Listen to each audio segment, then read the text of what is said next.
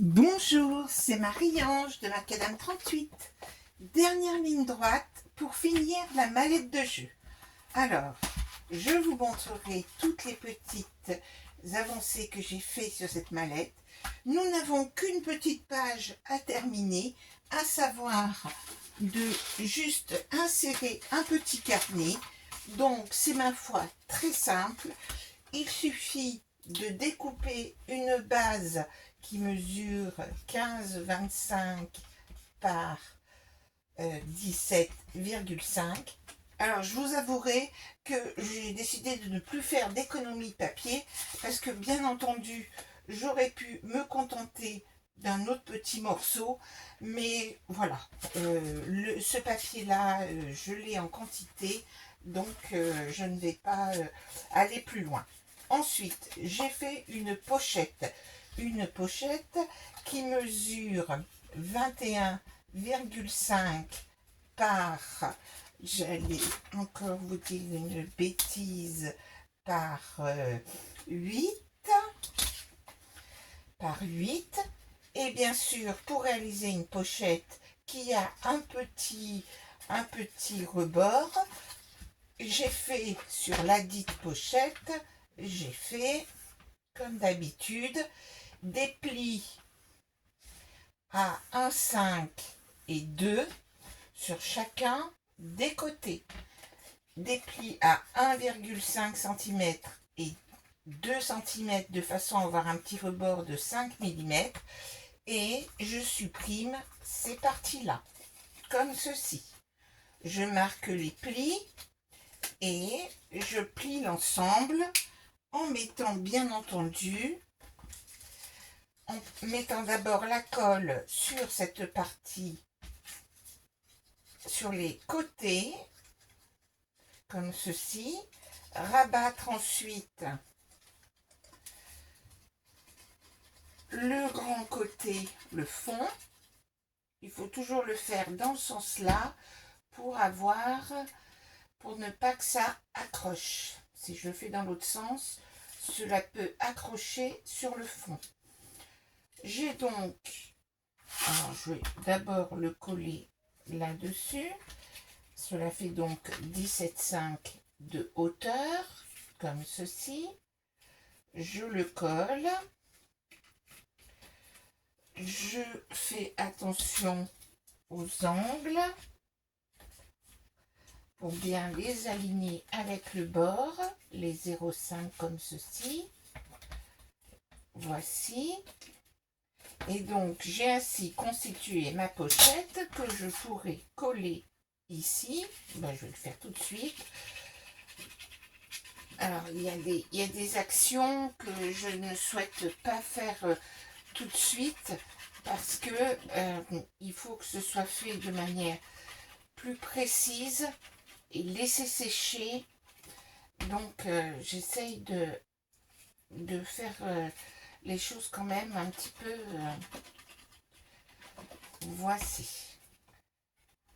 Et donc, nous centrons notre petit morceau.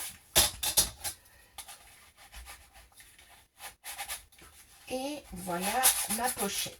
Alors, il faut réaliser un petit carnet.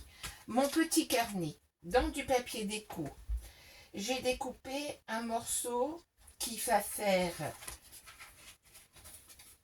Alors, je ne voudrais pas dire de bêtises. Ouais, un morceau qui va faire 16 par 23,5. C'est donc pour le carnet. 16 par 23,5. Dans ce morceau, je vais faire un pli à 11,5 à 12. Donc, exceptionnellement, j'ai fait un petit rebord de 5 mm. J'ai ensuite découpé dans du papier normal, on va dire. J'ai découpé donc 11,5 par 12, on marque les plis. Ensuite, donc, j'ai découpé dans du papier 80 grammes, dans du papier blanc, j'ai découpé 5 morceaux, non même 6 morceaux, 6 fois des morceaux qui font 15 par, pour que ça rentre, par 22. C'est cela. Non, 15 par 21, oui. Comme ça, on fait des économies de papier. Donc, j'ai pris 3 feuilles, j'ai fait des morceaux qui font 15 par 21. Et puis, j'ai utilisé mon agrafeuse magique, comme ceci, que j'ai positionné comme ceci, toujours pareil. Je me sers de la partie aimantée. J'ai mis mes 2 agrafes des 2 côtés et j'ai donc ainsi réalisé mon petit carnet. Alors, si vous n'avez pas d'agrafeuse magique, je vous invite à simplement faire des petits trous et de passer un ruban. Et comme ça, vous aurez aussi réalisé un petit carnet. Je l'ai doublé, je vous ai dit, hein, plus d'économie de papier sur la fin de cet album. Je les ai doublés en rajoutant 2 petits rubans, une étiquette, et voici donc le mini carnet et notre album notre mallette de jeu est terminée avec donc le petit carnet qui se glisse ici. Alors, cette chose-là va dans la structure que j'avais déjà amorcée avant et que j'ai terminée. Alors, la structure. J'ai donc rajouté le fermoir. Donc, ceci est expliqué dans un tuto, le tuto des bébés cartables. J'ai ensuite rajouté la poignée. Ceci est aussi expliqué. La différence avec le bébé cartable, c'est que j'ai fait cela une fois que j'avais recouvert l'intérieur et qu'ensuite, eh bien, j'ai caché avec du papier, j'ai caché le dos de ces différents éléments rajoutés. D'accord? Donc, je les ai cachés. Comme j'étais lancée dans des chutes, j'ai fait une pochette ici pour cacher le raccord des 2 papiers blancs qu'il y avait. Et puis, j'ai rajouté cette petite pochette. Et maintenant, il nous suffit de coller notre mallette là, de coller en mettant donc de la colle ici, en la centrant. Donc, on repère le milieu, ça fait 7,5.